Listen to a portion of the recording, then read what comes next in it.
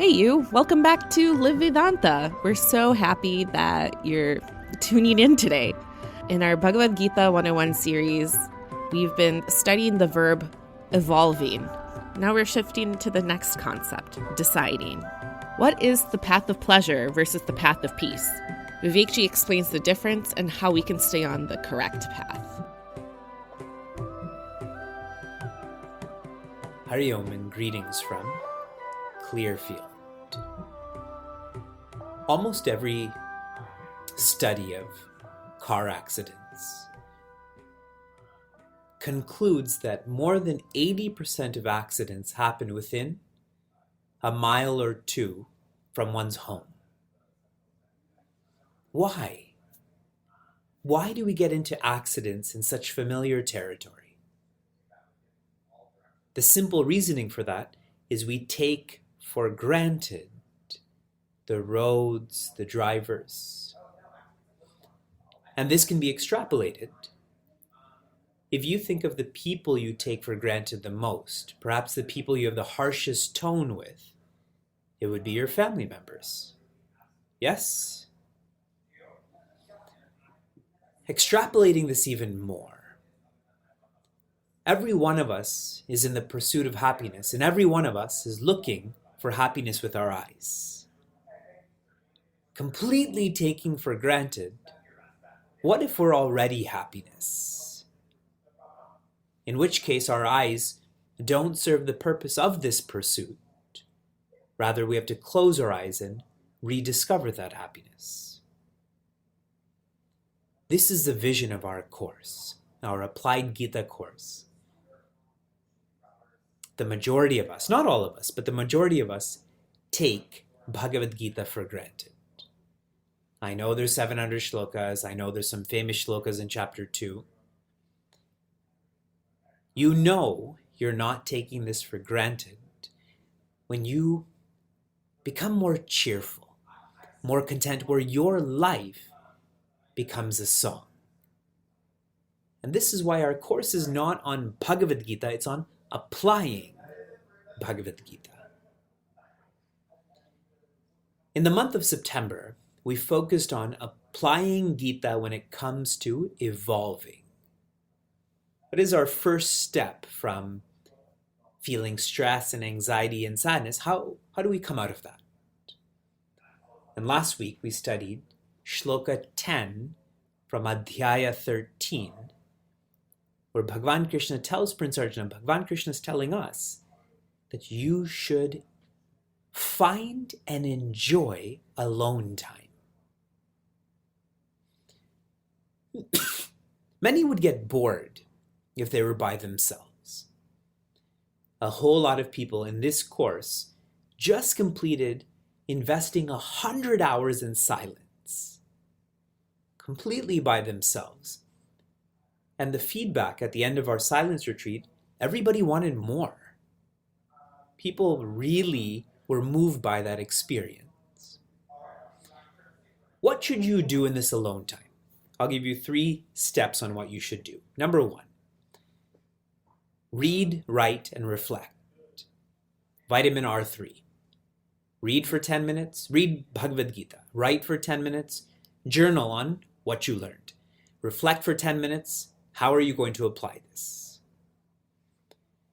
This should evolve to becoming a more common sense person. What does common sense feel like? The stress in our lives we create, yet we expect someone else to resolve that stress. But someone who's following common sense will know, since I created the stress, I have to uncreate the stress. So in your alone time, start to make sense of that stress, that anxiety, that sadness. And number 3 is ideation. I think that's how you pronounce it.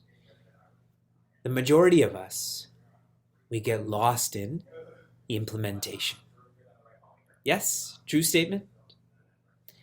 I wish I could describe to you the demands of my day. Like right now, I'm running on the last 5% of my battery, physically and mentally also. because there's so much implementation with traveling, with teaching, with 2 infants. Ideation is what makes that implementation worthwhile. And another word for ideation is intention. What is your intention with why you're in school, why you're pursuing a relationship, and so on and so forth? In your alone time, let go of feeling busy. This is how we evolve. And the final shloka we studied on evolving was chapter 4, shloka 36. In chapter 4, shloka 36, we're told that even if we're the worst person in humanity, we still should have hope because our Creator's looking out for us. And so, when you insult someone, when you react, when you make a mistake, don't take it personally. This happened. You are not a failure. You are not hopeless. When we devolve an event to be our own fabric, that's where this shloka doesn't apply then. We're defeating the message of God. Not to take what we've done personally, and subsequently, to ensure that we're around those who are trying to evolve also. In Srimad Bhagavatam, many of you are in our Vedanta and Bhagavata course. One episode will be where I'll make this very simple, there's a crocodile that has caught hold of an elephant. And this elephant is being drowned. And this elephant asks for help from Bhagwan Hari. And Bhagwan Hari does come and help, and he sends his Sudarshana Chakra. And that Sudarshana Chakra hits that crocodile, destroys the crocodile, and that elephant is freed. Now, it seems quite obvious. You release the person who's a victim, and you stop the person who's causing that harm. But think about this some more. Anyone whom that Sudarshan Chakra touches is freed. So even before that elephant was freed, who was freed? That crocodile. And what that shows us, if I'm a sinner, if I'm someone who's ignorant and has a lot of vices, if I hold on to someone who's noble, virtuous, I will be freed too. And in very simple terms, if you attach to one who is detached, you will be detached also. If you attach to one who is detached. This completes our study for this course on evolving. And after evolving, we're now shifting to deciding. And we're going all the way to chapter 18, shloka 37. This is one of the final shlokas of the entire text. Chapter 18, shloka 37. On Wednesdays, I teach a children and kids class called Happy Hour. And routinely, I ask them to show me their notebooks. I'm asking all of you now, show me your notebooks. Show me where you're taking notes. Okay, show me your pencils. Okay, show me your Bhagavad Gita copies. You knew I was going to ask that, correct? Okay. Please repeat after me. Yattad agre vishamiva.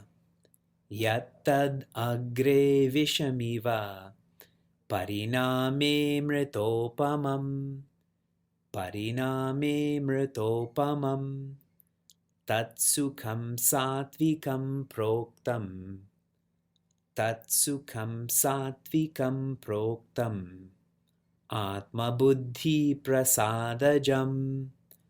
Atma buddhi prasadajam. First quarter. that which in the beginning feels like visha. Visha means poison. And this is a very overt example.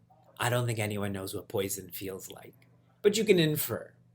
Maybe like a bee sting, that's poison in your system.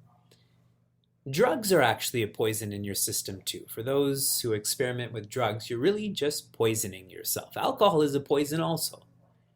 You're just poisoning yourself. So, anyways, let's not get into that lifestyle discussion right now. What in the beginning feels like poison. In other words, it's difficult.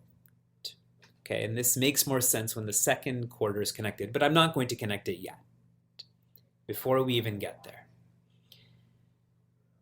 In the first month of our study in the Vedanta course, we had studied Tattva Bodha, an elemental text on Vedanta. And I distinctly remember Swami Tejamananda making a statement which is so commonsensical, I don't even know why he needed to say it. I should have known this already. What he shared was, all that is worthwhile in life is free. All that is worthwhile in life is free. To be able to sleep well, do you need to have a lot of money for that? To be able to be healthy, do you need a lot of money for that? To be able to love and be loved. According to the Beatles, you can't buy my love, correct? All that is worthwhile is really worthless. Worthless means you can't put a price to that. Here, Bhagavan is essentially sharing, all that is worthwhile is difficult in the beginning, like exercising. You ask the Devis from Washington, D.C., who ran the half marathon in Cleveland this past weekend. One of the Devis, we have a running from the mind community, and she was sharing that she felt like she was dead. As she was training for the half marathon, she was like, this is what death must what death must feel like. And I'm laughing in an encouraging way. I'm laughing with her, not at her. It is difficult. You ask the people who came to the silence retreat from Saturday to Sunday to Wednesday how difficult it was in the beginning. So now the second line comes in. Pariname, but at the end, Amrita Upamam. At the end, it's like Amrita. Amrita, in the book I'm reading, Amrita is ambrosia. What's ambrosia? Then I have to define another word. It is... How many of you like to eat cherries? Okay. Cherries are my favorite fruit. And when I was younger and I had more time, I used to squeeze the juice out of cherries and drink it. Why eat all the pulp when you can just drink the juice? That's what Amrita is. Where there's nothing that is not fundamental or pure. In other words, in the end, you feel free. So in the beginning, it is difficult. In the end, you feel free. You have lots of examples of that. Having a good relationship is difficult in the beginning, but if you establish boundaries and manage expectations, you feel quite free at the end, correct? Paying for a solid basement in your home is difficult in the beginning. It's an unnecessary expense. You hardly use your basement, but if done well, then your house will be stable. Okay, let's focus on more practicality to this. How many of you attended the Happiness Series 2? By a show of hands, you attended at least one of those sessions. Okay. For your reference, the Happiness Series 3 is going to be December 2nd to the 5th. And the focal point this year will be 4 workshops on working with people, particularly the workplace. Whether you're at school or you're serving with people, obviously in corporate jobs. Anyways, in the happiness series, I had shared thoughts on resilience. Many people think that some people are just born more resilient. And I would agree when it comes to your physical immunity system. Sheila and I see the difference between us two, that our resilience, our immunity system is different. In the Happiness Series 2, I had shared with all of you 3 ways how you can develop resilience. Think. What are 3 ways you can become more resilient? Share with the person next to you.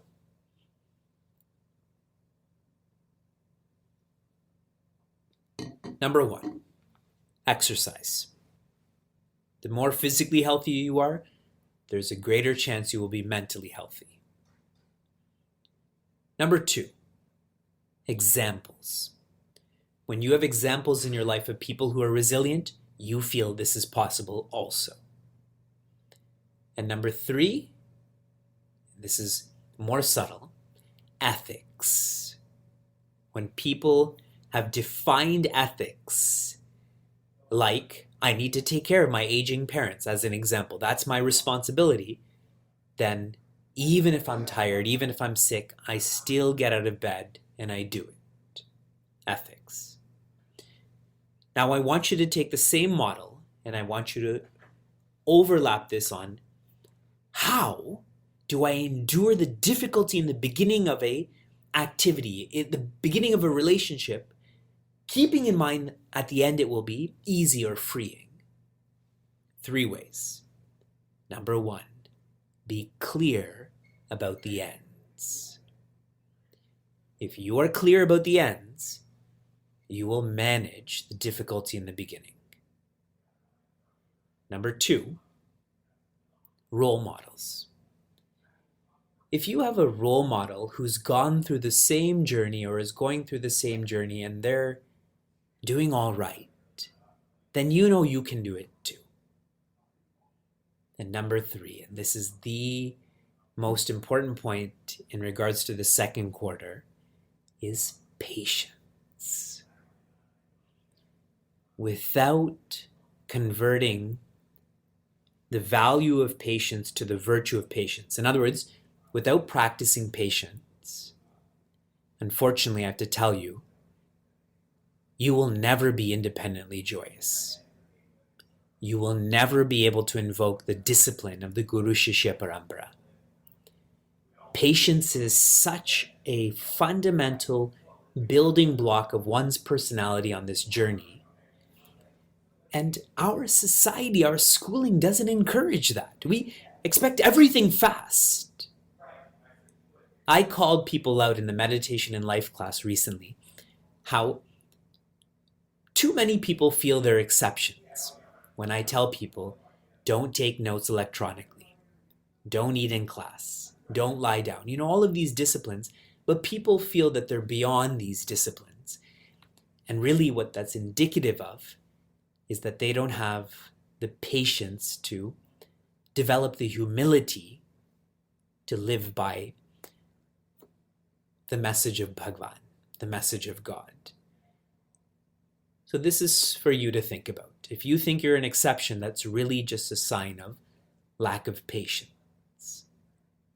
Patience will help us be free at the end. I go to the third quarter. Tat, what is just described, is known as sukham. Sukham means happiness. What kind of sukham? Sattvik sukham. Proktam. This is what is said. This is what people share. So putting this all together. Tamas is laziness. This is why we worship Mother Parvati for the first 3 nights of Navaratri, to stop being lazy. Tamasic sukha is known as pain.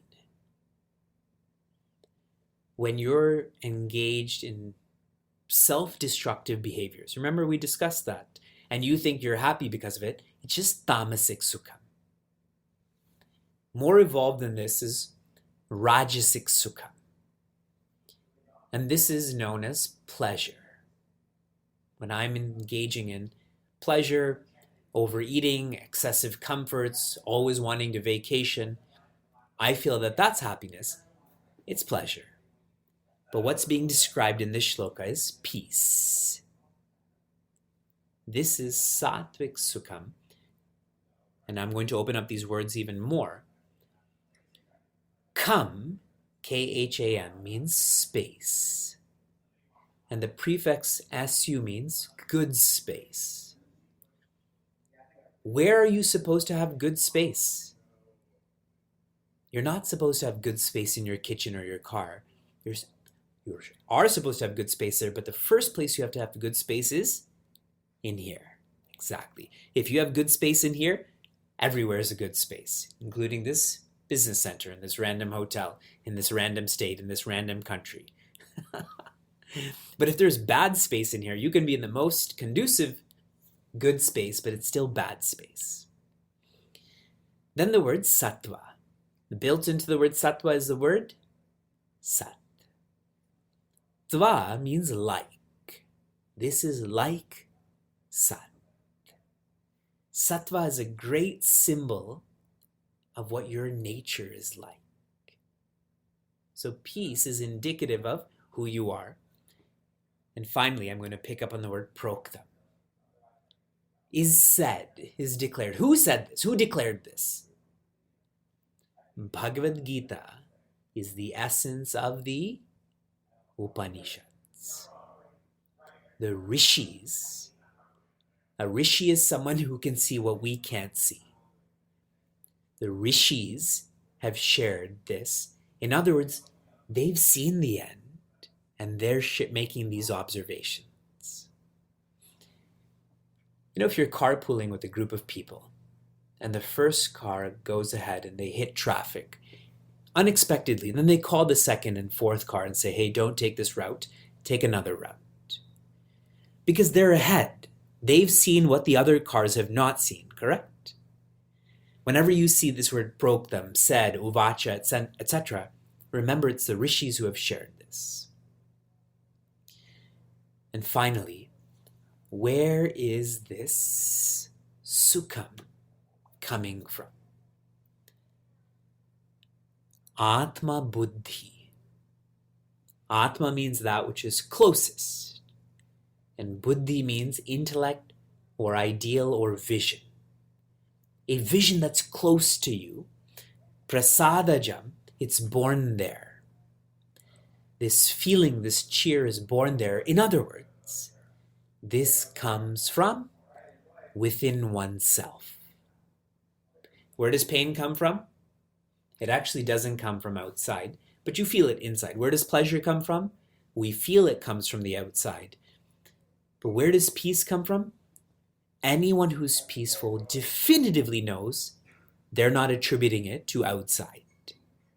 It has nothing to do with context. It has to do with content.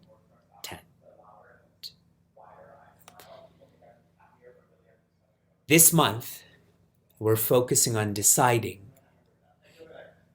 I shared recently in our Vedanta and Media workshop, we have 12 years to drastically change our lifestyle, or we will not have an environment that's even remotely all right to live in, to live with. I shared in the workshop that last year, natural disasters cost the world $300 billion. And those natural disasters are because of what? Because I like to buy a whole lot of new clothing and it takes a lot of water. Because I like to eat meat and that takes a whole lot of land. And on and on and on. That's my lifestyle. It is short-term thinking. How are we making decisions? In the short term. Short term means self-centered. But this shloka is saying right as we think more about deciding to break open that, to shift our decision-making from preya to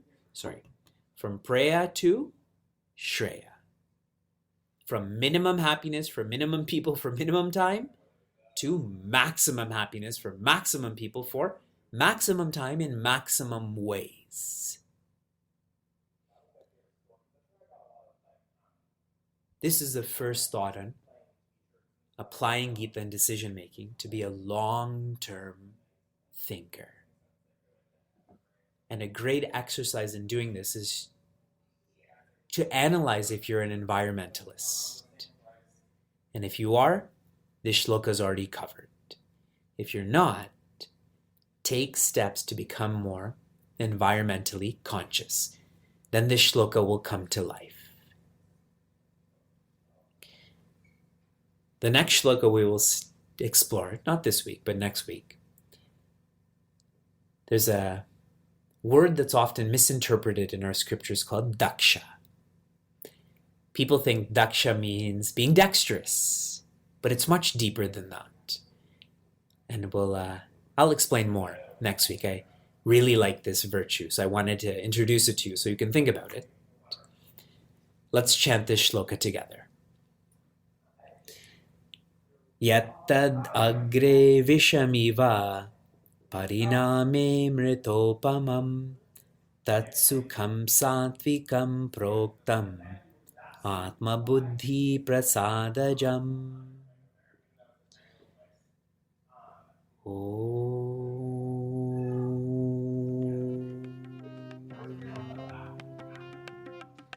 If you enjoyed what you heard or want to learn more, share this episode with a friend or find us online at facebook.com/cmniagara.